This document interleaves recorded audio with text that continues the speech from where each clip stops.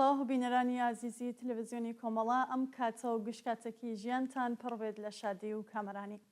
لە ئاڵلقەیەکی تر لە بەرنامەیە دیدار و ڕابەوە هاتوونێتەوە خزمەتتان بۆ پێشکەشکردنی بڕگە و بابەتەکانی ئەم بەرنمەیە. لە ئاڵلقەی ئەم هەفتەیەی بەرنمەکەدا بابەتێکتان پێشکەش دەکرێن لە ژێرناونیشانی ژن و پێکاتە فکریەکانی کۆمەڵگە لە نووسینی بەڕێز فەلاح ئەلوان، یەکێک لە دیارترین هەڵسوڕاوانی کرێکاری و سندیکایی لە ئێستای عێراقدا و لەلایەن کاگ عومەر خەتاتەوە لە عەرەبیەوە کراوە بە کوردی. شیاوی ئاماژەیەم بەرنمەیە لەلایەن بەڕێز سەعید ئەمانیەوە ئامادەکراوە. بۆ هیوایە ناوەڕۆکی بابەتەکان جێگەی سەرنجی ئێوەی عزیز بێت لەگەڵمان بن بۆ بینینی ئەم بابەتە.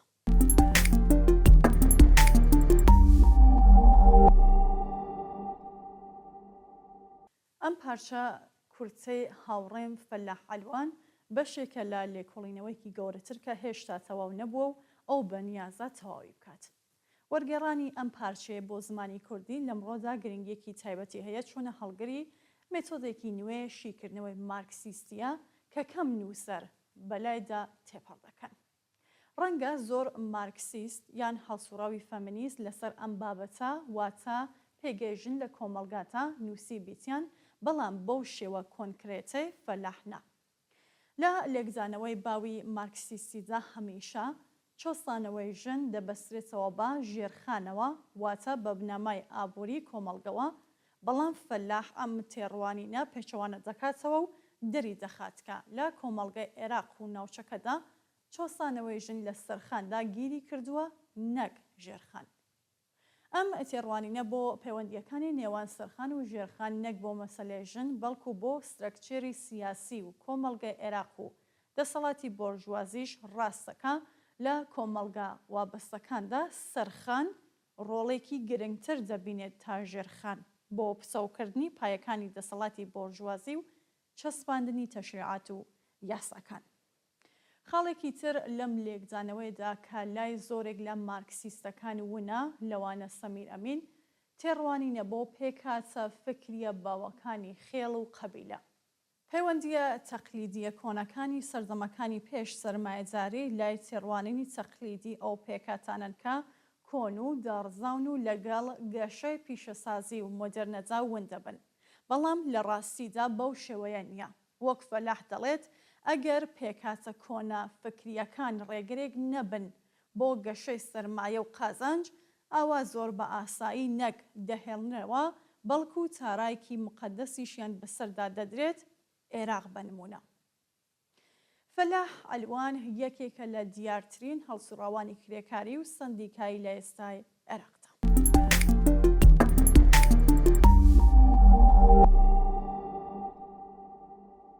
سەرنجێک پێش سەرەتا. ئەو ئەنجامگیریانەی لەم باسەدا دەیان خەمە ڕوو بەرەنجامی لێکۆڵینەوەیەکە کە لە ڕەوتی فەمینیزم لە عێراق و لە ناوچەکە خاڵێک کە من خۆم لەم باسەدا سەرەکی دەیبینم ڕێگە خۆشکەر بوو بۆ گشتگیرکردنی توێژینەوەکە بەسەر تەواوی پێکاتە ئایدۆلۆژیەکانی کۆمەڵگە بەگشتی. لەمەوە بازنێ توێژینەوەکە فراوانتر بوو بە جۆرێک پەیوەست بوو کە ناونیشانەکە بگۆڕدرێت بۆ ئەوەی لەگەڵ بابەتەکەدا بگونجێت، بەڵام من پێشەکی و ناونیشانەکەم هێشتەوە بەو پێیەی گەیشتن بە بابەتی باسەکە لە بنەڕەتدا لە ڕێگەی توێژینەوەی فەمینیزمەوە هات. هەندێک چەمکەن کە هێشتا پێویستیان با لێکۆڵینەوە و فرموڵەکردن هەن، بۆیە هەندێک جار ناچارکران بە دووبارەکردنەوە و جەختکردنەوە یان تەرکیزکردنە سەر خاڵێک کە هێشتا ڕوونکردنەوەی زیاتری پێویستە. سەرەتا پێگەی گشتی و لاوەکی ژن لە کۆمەڵگەدا بەسراوەتەوە بە سەرخانەوە نەک بە چۆسانەوەی ڕاستەوخۆی بنەما ئابووری و یاسایەکانەوە وەک ئەوەی لە چۆسانەوەی کرێکاراندا لە کارگە و پرۆژەکاندا بەدی دەکرێت کە چۆن چینی کرێکار لە ڕێکاری کرێگرچەوە تووشی چۆسانەوەی سەرمایەداری دەبێت، واتە ئەوەی لە ژێرخاندا جێگیرکراوە. ئەم چۆسانەوەیە دەخرێتە ناو چوارچێوەی یاساکان و تەشریعات و لە ڕێگەیەوە سیاسەتەکان و سیستمی سیاسی لەسەر دادەڕێژرێت. سەبارەت بە پێگەی کۆمەڵایەتی ژن و بەرهەمهێنانەوە و چەسپاندنی چۆسانەوەکەیان واتە ئەو فاکتەرانەی کە لە ئەنجامدا پێگەژن لە کۆمەڵگادا دیاری دەکەن بەسراونەتەوە بە پێکهاتە ئایدۆلۆژی و فکریەکانەوە. سەرخان لە کۆمەڵگایکی وەک عێراق و وڵاتانێک کە بە جیهانی سێهەم ناسراوە دەگەڕێتەوە بۆ قۆناغە مێژوویەکانی پێشوو، واتە پێکهاتنی سەردەمی فێۆداڵی و هاوشێوەی ئاسیایی و نیمچە کۆلایەتیەکان لەسەر ئەمانە و لە ڕێگەی درێژەدان بە مانەوە سیستمی سیاسی بنیادراوە. بۆ پێی سەرخان بریتیە لە پێکهاتە فکریەکان و بەو شێوەیەش ئایدیا باوەکان ئایدیای چینی باڵادەستن، بۆیە ئەم چینە باڵادەستانە دەست دەگرن بەو ئایدیانەی لەگەڵ بوون و بەرژەوەندیەکانیاندا گونجاون یان پاساویان بۆ دەهێنەوە. درێژەدان بە ئایدیا کۆنەکان ئایدیای سەردەمەکانی ڕابردوو لەگەڵ نەریتەکانیان بریتیە لە بەشێک لە سیاسەتی چینە باڵادەستەکان، چۆنکە بەرژەوەندیەکانیان وا دەخوازێت. هەروەها ئەم پێکهاتە فکریانە معقولیەتێک دەدەن بەوەی کە لە کۆمەڵگادا باوە و دەبنە پاساوێکی فکری و ئەخلاقی وایە بۆ سیستەمی سیاسی و دامەزراوەکانی. گۆڕینی سەرخان پەیوەندی بە ژێرخانەوە هەیە و دەبێت لەگەڵ بنەما مادیەکەیدا بگونجێت. ژێرخانی ژیان لە ڕێگەی گەشەسەندنی هێزە مادیەکان بە شێوەیەکی شۆڕەژگەرانە کە بنەما ئابوووریەکەی دەگۆڕێت یان بە گۆڕینی دەستبەجێ کۆمەڵگا لە ڕێگەی شۆڕشەوە ڕوودەدات.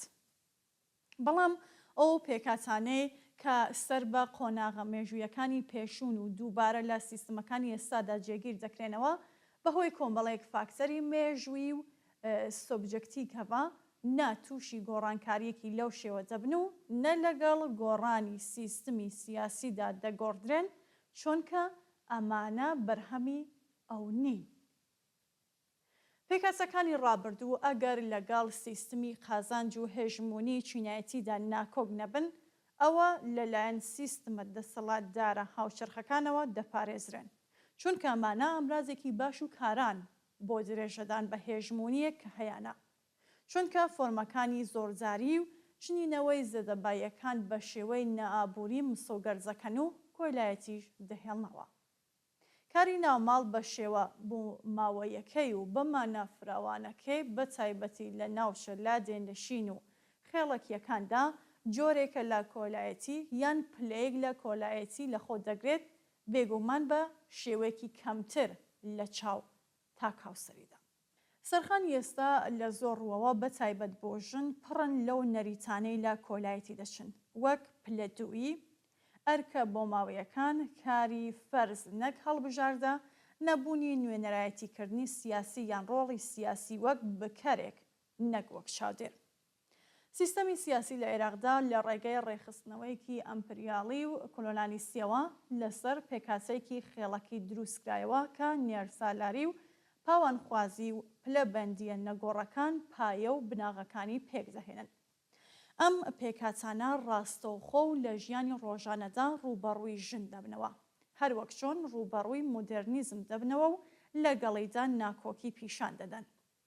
هاوکات سیستەمێکی پەرلەمانی مەدەنی و حکوومەتێکی فەرمی لە پایتەخت و هەندێک شاری گەورە دامەزران بۆ بەستنەوەی بازاڕی ناوخۆ بە ئابووری ئەمپریالیستی و بەستنی پەیوەندی نێودەوڵەتیەکان لەسەر بنەمای پێداویستیەکانی بازاڕی جیهانی. ئەمپریالیزم واتە زل هێزە پێشەنگەکانی سەرمایەداری لە بازاڕی جیهانیدا ناتوانن باڵادەستی ئابووری خۆیان بەسەر جیهاندا درێژە پێ بدەن و بیپارێزن بەبێ دروستکردن و قوڵکردنەوەی نایەکسانی گەشەسەندنی ئابووری و هێشتنەوەی ناوچێکی زۆر و زەبەندی جوگرافی لە قۆناغەکانی پێش شارستانی و مەدەنیەت و پێشدەوڵەت. ئەم فۆرمانە لە هێژمۆنی ئەمپریالیزم لە کاتێکدا شێوەکانی باڵادەستی سەرخانی پێش سەرمایەداری لە وڵاتانی کەم گەشەسەندوودا برەو پێدەدەن، خۆیان لە قۆناغەکانی بەدبەکارهێنانی سەرمایەداریدا ژیان دەکەن. لەگەڵ چوونەسەرەوەی پێگەی خێڵ و بەدەستهێنانی ئەرکێکی سیاسی باڵاتر لە چاو پێگە تەقلیدیەکانی خۆی، فورموڵبەندی خێڵیش زۆر زیاتر لە جاران گەورە کرایەوە، چونکە مەراسم و فورموڵبەندی ئەو چوارچێوەیان کە شێوە و قامەتی خێڵی پێدەپارێزێت کە چیتر لە توخمە ناوخۆیەکانەوە ناوێت.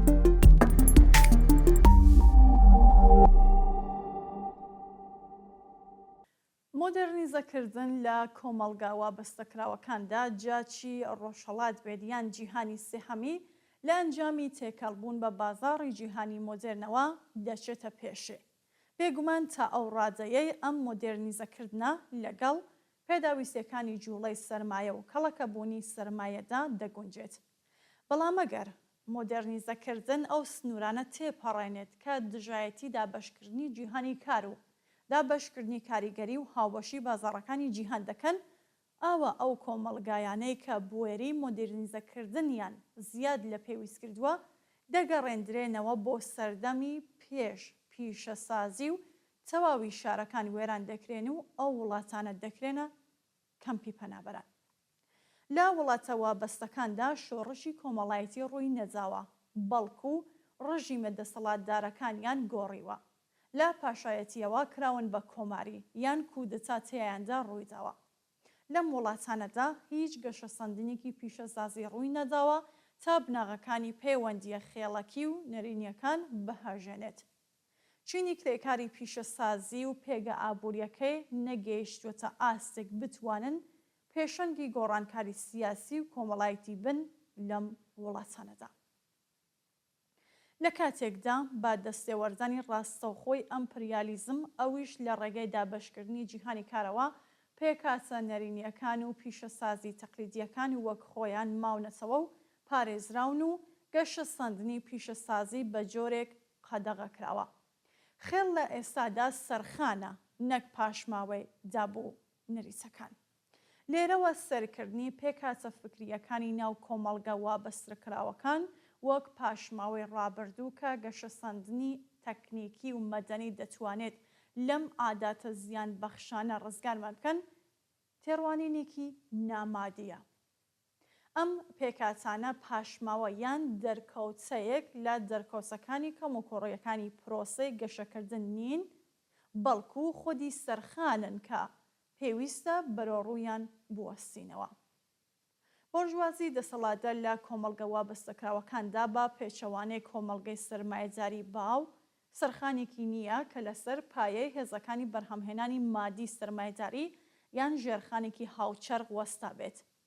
بۆرژوازی یان چینە دەسەڵاتدارەکانی وڵاتانی وابەستە بەرهەمی سەرخانێکن کە بوونەتە چوارچێوەی ئایدۆلۆژی سیستمە سیاسیەکە نەک سەرخان بەرهەمی گەشەسەندنی ژێرخان بێت وەکو بنەمایکی مادی. ئەم بۆرژوازیە لەگەڵ دامەزراندنی مدرنانەی دەوڵەتە وابەستەکراوەکاندا سەریان هەڵدا و قاچێکیان لەگەڵ ئەمپریالیزمی کۆلۆنیالیزم و قاچەکەی تریشیان لە ناو پەیوەندیە کۆنەکانی پێش سەرمایەداری و ئەو فۆرمانەیەکە نوێنەرایەتی دەکەن هێشتەوە. ڕێک لەم ڕێگەیەوە سیستمی سیاسی خۆیان دامەزراند. با لە ناوچوونی ئەم فۆرمانە لە پەیوەندیەکان هەوە بۆرژوازی دەسەڵاتدار لە عێراق و وڵاتانی هاوشێوەی ئەو کۆساییان پێدێت. لە ڕووی لۆژێکیەوە بۆرژوازی هەڵناسێت بەو کارە، نەک لەبەر هەبوون یان نەبوونی خواست بۆ ئەو کارە، بەڵکو بەهۆی بێتوانایی و سروشتی خۆیەوە. هێشتنەوەی سەرخانی پێش قۆناغەکانی سەرمایەداری پاساوی ئابووری و سیاسی خۆی هەیە و دەبێت لە چوارچێوەی مێژووی خۆی و بەپێ گرنگیەکەی سیر بکرێت، نەک وەک دۆخێکی نائاسایی تێبڕوانرێت کە دەتوانێت لە ڕێگەی دانی هۆشیاری بە سیستمی سیاسی کەم و کۆڕی و کۆنەخوازیەکەی چاک بکرێت. ئەو هێزانەی کە دەیانەوێت شۆڕش و هێژمون بکەن زیاتر پشت دەبەستن بە سەرخان وەک پێکاتێکی ئایدۆلۆژی تا توانە ئابووری و سیاسیەکانیان، تەنانەت لە کاتی ڕووزانی شۆڕشە توندەکان و خستنی سیستمە سیاسیەکاندا سەرخانی پێشوو کە وەڵامدەرەوەی گۆڕانکاری شۆڕژگێرانە نابێت خۆی ڕێک دەخاتەوە و سیستم دەخاتەوە جێخۆی وەک ئەوەی لە میسر و تونس ڕوویاندا.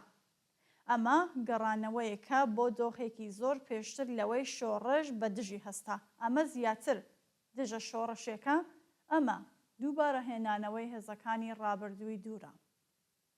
پێکاتە خێڵیەکان بریتین لە سەرخانێک بەڵام بەبێ ئایدۆلۆژیکی گشتی، بۆیە ئایدۆلۆژیکی بۆرژوازی کۆن کۆ دەکەنەوە کە تێکەڵیەکە لە ئەتنیکی لادێنشینی و ئاینی و نیشتمان پەروەری و سروشتێکی زەوجکراوانە و سەرکوزگەرانەی هەیە بەرامبەر بە کۆمەڵگە، ئەویش بە مەبەستی چەسپاندنی دەسەڵات لە دەستی کەمترین گروپدا. بەپێی هەر قۆناغێکی مێژووی یەکێک لە پایەکانی ئەم ئایدۆلۆژیە خێڵەکیە پشتی پێدەبەسرێت و گەورە دەکرێتەوە. وانیشانی کۆمەلگا دەدرێت کە قەبیلە و ئاین لەو بنەما سەرەکیانن کە بەدەنەی کۆمەلگە دەپارێزن و بە بێئەمانە کۆمەلگە تووشی داڕوخانی تەواو دەبێت یان بۆرژوازی ئەگەری ڕوخانی سیستمە سیاسیەکەی وەک ڕوخانی کۆمەلگا وێنەکات. ئەم فۆرمە ئایدۆلۆژیانەی بەسەر کۆمەلگادا دەسەپێنرێن کاریگەریان هەیە لە نانەوەی ناکۆکی هەمیشەیی لە کۆمەلگا و سیستەمی سیاسیدا تا ڕادێکی زۆر بەشەرن لە نامۆبوون و ونبوونی مرۆڤ و ناچارکردنی بە ڕێکردن لەگەڵ ئەو فۆرمانەی لەگەڵ سەردەمەکەدا ناگونجێن. سەبارەت بە ژن ئەم فۆرمانە ڕەهەندی تاریکتر و توونتر وەردەگرن. دەتوانرێت لە ڕێگەی دۆخی مێژووی کۆمەلگە و پێگەی لە سیستمی سەرمایەداریدا تێگەیشتنێکی باشترمان هەبێت سەبارەت بە ژن. لێرەوە تێبینی ئەوە دەکەین کە تیۆری پیاوسالاری وەک سەرچاوێکی ستەمکاری جەگەڕێتەوە بۆ پێکاتە کۆمەڵایەتی و بنەما مێژوویەکەی نەک بۆ چۆسانەوەی جیندەری. زۆرێک لەوانە لە ڕوانگەکی چینایەتیەوە تەفسیری مێژوو دەکەن دۆخی ئێستای ژن و پلە دوویەکەی دەگەڕێننەوە بۆ چۆسانەوەی ڕاستەوخۆی کاری کرێگرچە و کەمی داهاتی کار. بەڵام ئەم تێگەیشتنە هیچ تەفسیرێکی لە دۆخی ژن لە دەرەوەی کار و کارگەکان کە ڕوبەڕووی چۆسانەوە و ستەمی نەئابووری دەبنەوە نادات. هەندێک تریش بۆ بەدەستهێنانی دیدێکی ڕوونتر لە هەوڵدان بۆ یەکخستنی هەردوو ڕوانگەکە. ئەمەش بێسوودە چۆنکە لە زەمینەیەکی نامێژوویەوە بۆ مەسەلەکە دەڕوانن. دەستپێکردن لە ڕوانگەکی نامێژوویی و نامادیەوە دەرەنجامی تیۆری هەڵە و چارەسەری سیاسی هەڵەشی لێ دەکرێت یان ناگونجێت لەگەڵ جەدەلی پرۆسە مێژوویەکە. لە کۆتاییدا دەکەوێتە دەرەوەی بزوستنەوەی واقعی و سنووردار دەبێتەوە بە چەلاکیەکانیەوە. لە خێزاندا و بەتایبەتی لە ژینگە گوننشین و خێڵەکیەکاندا یەکیەتی سەرخان و ژێرخان بەڕوونترین شێوە کە زمان بتوانێت وەسفی بکات دەردەکەوێت یان ورسر بڵین سەرخان لە پراکتیکێکی ڕۆژانەدا و لە پەیوەندیدایە بە ژێرخانەوە. لە کاتی ئەو مشتومڕانەی کە دەکرێن سەبارەت بە دانانی خێزان بە بەشێک لە سەرخان یان ژێرخان، ئەم پرسە یەکێکە لە خاڵە ناکۆکەکانی ناو بزوستنەوەی فەمەنیستی جیهانی. لەگەڵ بەردەوامبوونی ئەم فۆرمە نیمچە کۆلایەتیە لە چۆسانەوە، ئەوانەیە کە بەشدارن تیادا بە شێوەیەکی بێئەندازە لە خاوەن کۆی لە کۆنەکان زیاتر دەبن، چونکە کاری نیمچە کۆلایەتی یان نێرسالاری بەسەر ملیۆنان خێزاندا دابەش دەکرێت و هەر نێرسالارێک لەم نێوەدا پشکێکی بەردەکەوێت. ئەمە ژوازەکات بنکەی ئەم ڕێخستنەی لەسەری وەستاوە زۆر فراوان بێتەوە و لە گروپێکی کەمدا قەتیس نەمێنێتەوە. بە دیوێکی تردا سەرۆکی خێزان خاوەن کۆی لە نییە و کاری ئێستای ناوماڵیش بۆ خێزانەکەیە نەک بۆ خاوەن کۆیلێکی دەرەکی. ئەمە ئەوەندەی تر پێگەی ڕاستەقینەی ژن لە خێزانی هاوچەرخدا دەئاڵۆسر و ناڕۆشنتری دەکات. بەردەوامبوونی فۆرمە ئایدۆلۆژیە بۆ ماوەیەکانی سەردەمەکانی پێش سەرمایەداری چەندها تایبەت نین بە ژن، بەڵکو چینی کرێکاریش بە شێوەیەکی ڕاستەوخۆ ڕاپێش دەکات بۆ ژێر کاریگەریە سیاسیەکانی. بەبێ ڕزگاربوونی لەم فۆرمە نیمچە کۆلایەتیەن کە بۆمان ماوەتەوە چینی کرێکار ناتوانێت ڕزگاری بێت. ئەم فۆرمانە بە جۆرێک ڕێگرن لە بەردەم گەشەی سیاسی چینی کرێکاردا و لە کەمدا ناتوانرێت ژن و کۆمەڵگا ڕزگار بکرێن. بۆرژوازی دواکەوتوو ناتوانێت ڕۆڵی شۆڕژگێرانە لە گۆڕینی ئەم پێکاتانەدا ببینێت. بۆیە بەردەوامبوونی پێگەی ژن وەک ئێستای بەرەنجامی بەردەوامبوونی چۆسانەوەی چینایەتی و کۆمەڵگەیەکەکە لە لێواری وێرانکاری و شەڕ و مرۆڤی زەوت لێکراودا وەستاوە لە بەرامبەر دەسەڵاتێک و دەسەڵاتدارانێکدا کە زۆر سەرنجڕاکێش و ماقوڵ دەردەکەون. ئەم واقعەیە کە پرسی ژن دەکاتە پرسێکی چارەسەر نەکراو کاتێک داوای چارەسەری پرسی یەکسانی و ڕزگاری ژن لە ناو کۆمەڵگەی ڕۆژهەڵاتی ئێستادا دەکرێت کە لەسەر بنەمای پێکات ئەخلاقی و ئاینی و بەهایەکانی قۆناغە مێژوویەکانی پێشوو دامەزراوە و وەک بەشێک لە بەردەوامی قەوارەی سیاسی وەرگیراون و چەسپێنراون و دەبنە هۆی بەردەوامبوونی هێژمونی ئەو هێزانەی کە لە ڕێدەسەڵات و پارەوە جارێکی تر دەیان پارێزنەوە. هیچ گۆڕانکاریەک لەم کۆمەڵگایانەدا بەبێ گۆڕینی پێکاتە و سیستمە سیاسیەکەی ناکرێت. شیکردنەوەی ئەم پێکاتەیە لە ڕێ ناوزەڕاندن و بۆختانەوە ناکرێت، بەڵکو پێویستە بگەین بە قوڵترین ڕێشە مێژوویەکانی و ورترین فۆرمەکانی بدۆزینەوە.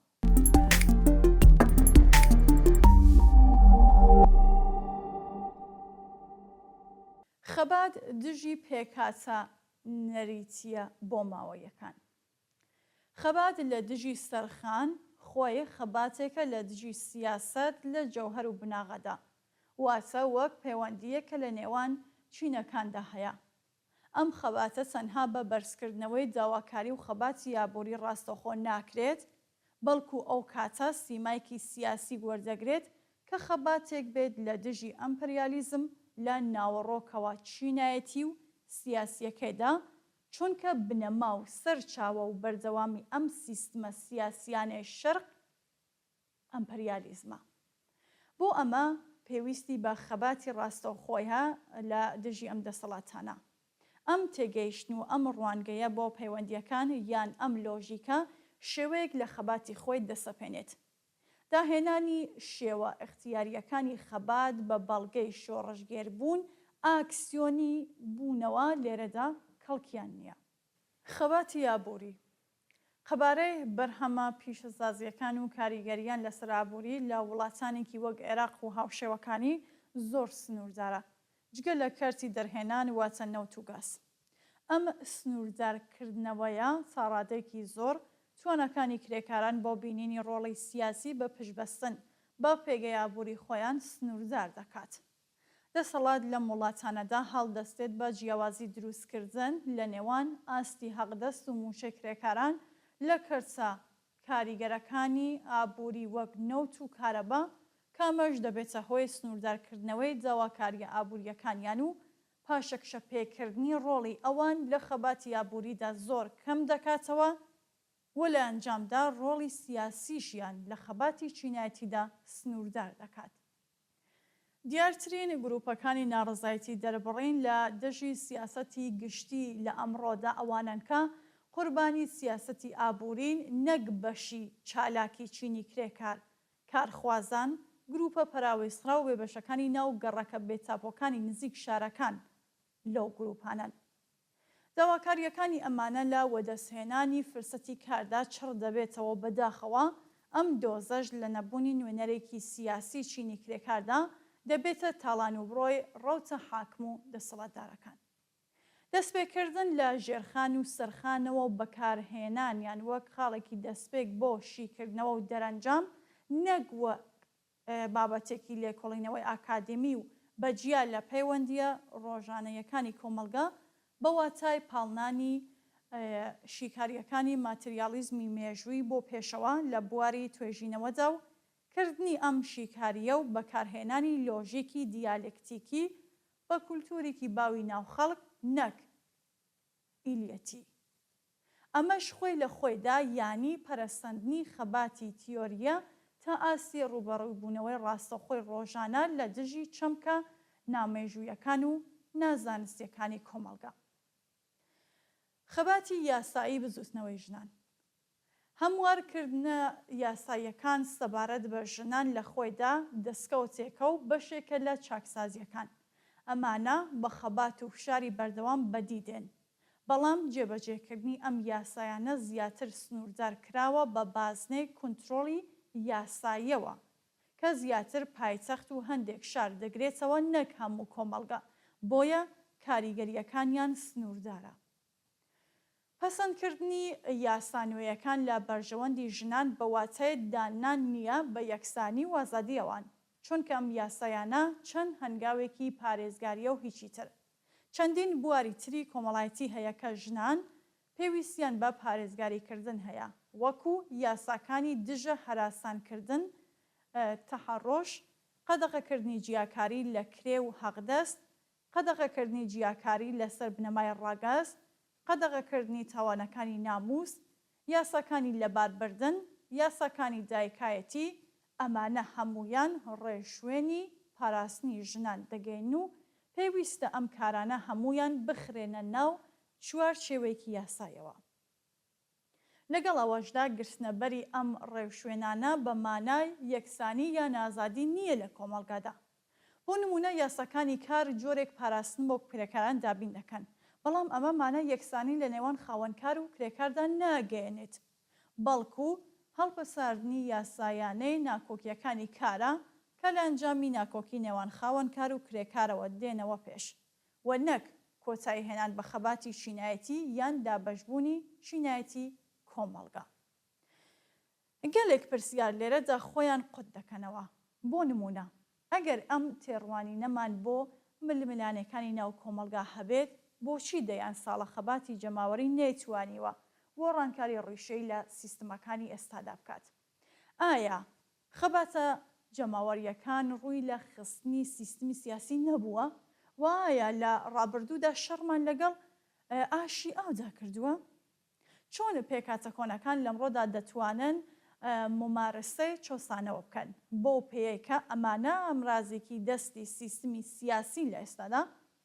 چۆن دەکرێت ئامرازەکانی خەبات بە دژی ئەم پێکاتانەدا بڕێژرێت بە شێوەیەک بگاتە ڕوبەڕووبوونەوەیەکی ڕاستەوخۆی سیاسەتەکانی یابۆری و سیستمی سیاسی؟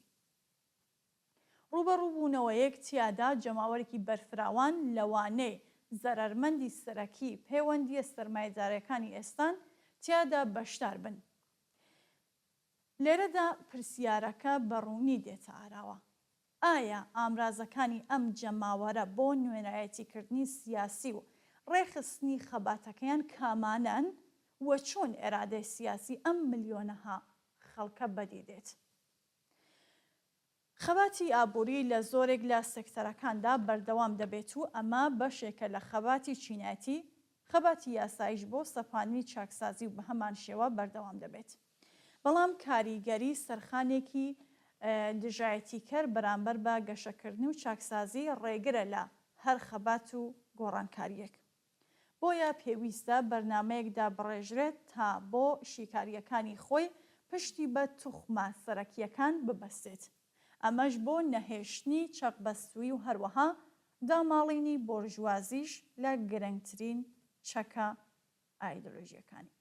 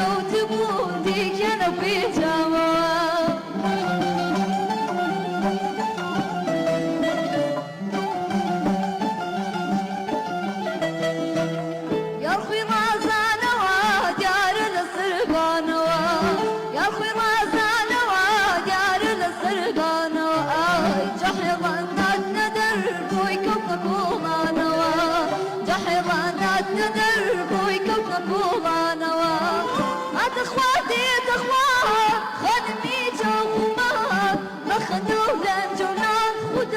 چەندە جوانە ئەتەخوا دێتەخوا خەنمی چاوخما بەخەندە و لەنجە و نار خودایە چەندە جوانە ڕساکی ئەو گرتووە چی بۆ شاریبانە شەر لە دوای باڵایە و جوڵ ئەبێ وەک وێرانە ڕساکی ئەو گرتووە چی بۆ شاریبانە شەر لە دوای باڵایە و جوڵ ئەبێ وەک وێرانە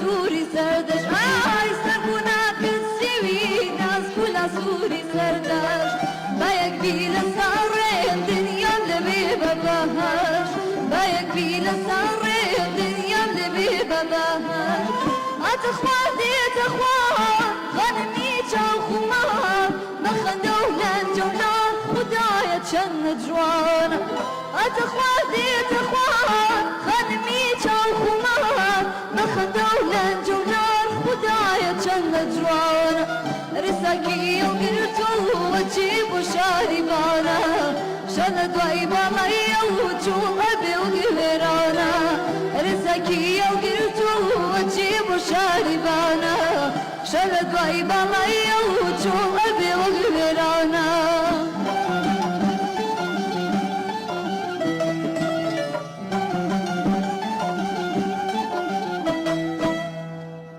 عزیزان و بینەرانی خۆشەویست بەم شێوێ هاتینە کۆتایی بەرنامەی ئەمڕۆشمان تا لە ئاڵلقێکی دیکەم بەرنامەیەدا بە یەک دەگەینەوە بە ژیانێکی پڕ لە کامەرایتان دەسپێرم.